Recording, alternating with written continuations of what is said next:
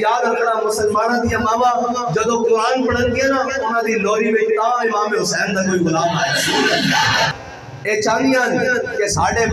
بیٹے ساڑھے بچے بڑے ہو کے نیک بڑھن اور جناب اسلام دے خدمتگار بڑھن اور دنیا دے نا کماون اقبال کہنا پھر کی کرنا سیرت فرزند ہاز امہات جوہرے صدق و صفاز امہات اقبال کہنا یاد رکھی ماما بھی اسیرتا پترہ میں چاہیے اے میں بالکل دعوے نال کہہ سکتا کہ اگر کوئی امیر المجاہدین دی والدہ نو دیکھ لیتا تو کہنے کے مجبور ہو جاتا کہ اس سے ماں دا پتر خادم حسین رضوی ہونا چاہیے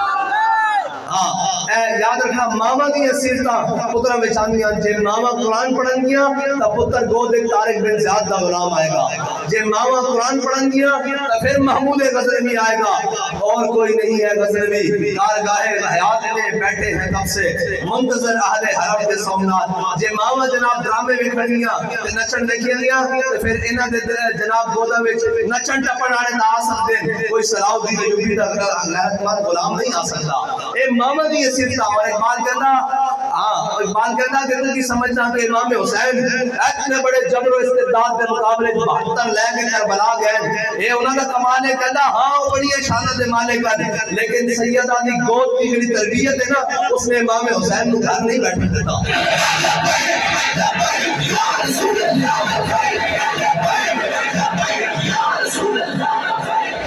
اور گورنر عبدالصمد کی بیٹی شرف النساء وہ ایتھے قرآن رکھنی سی اور ایتھے تلوار رکھنی سی ساڑھی آج بچیاں کو جناب قرآن کو بھی بیگانہ کر دیتا دین کو بھی اسلام کو بھی بیگانہ کر دیتا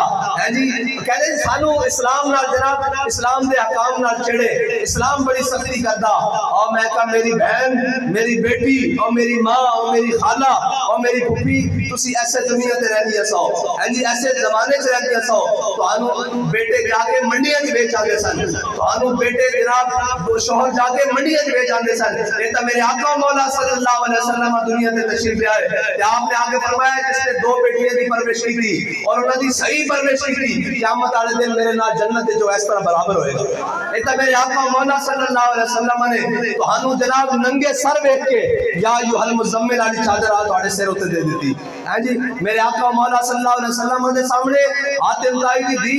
غیر دی بیٹی مسلمان بن کے نہیں صرف بیٹی بن کے آئی تے میرے آقا مولا نے یا ایھا المزمل والی چادر اون دے سر تے دے دیتی اس واسطے مسلماناں دی ماما جدوں تک قرآن نہیں پڑھن گیا جدوں تک جناب قرآن نو نہیں سمجھن گیا اور قرآن دے نال اپنے بچے دی تربیت نہیں کرن گیا اس وقت تک ماما دی گود وچ طارق بن زیاد تے محمد بن قاسم نہیں پیدا ہوں گے جی میرے نچن ٹپن والے آن گے اور جناب حضرت شرف النساء جڑی نا وہ قرآن پڑھتی سی ادھر قرآن کہ ادھر تلوار ہوندی ماں نے پوچھا کہ بیٹی قرآن نال تلوار نو رکھ کے کیوں پڑھدی انہوں نے کہا قرآن اس واسطے کہ تاکہ تلوار کو ظلم ہوتے نہ چلن دے تلوار اس واسطے تاکہ قرآن کا رستہ صاف کرے پھر انہوں نے کیا یہ تو قوت حافظ یک دی گرن کائنات زندگی را محورن انہوں نے کیا یہ تو قوتان جدو تک مسلمان دے ہاتھ چ رہنگیاں کائنات دیا ساری نعمتاں انہوں نے پیراں وچ پیندی رہنگیاں اور کائنات دا سارا نظام اپنے مدار میں صحیح چلے گا تاکہ قرآن اس واسطے کہ تاکہ تلوار کو ظلم دے نہ چلن دے تلوار اس واسطے تاکہ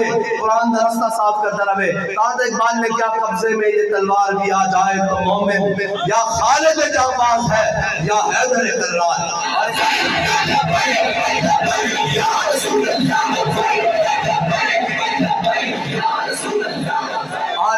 اور اگر شرط ہے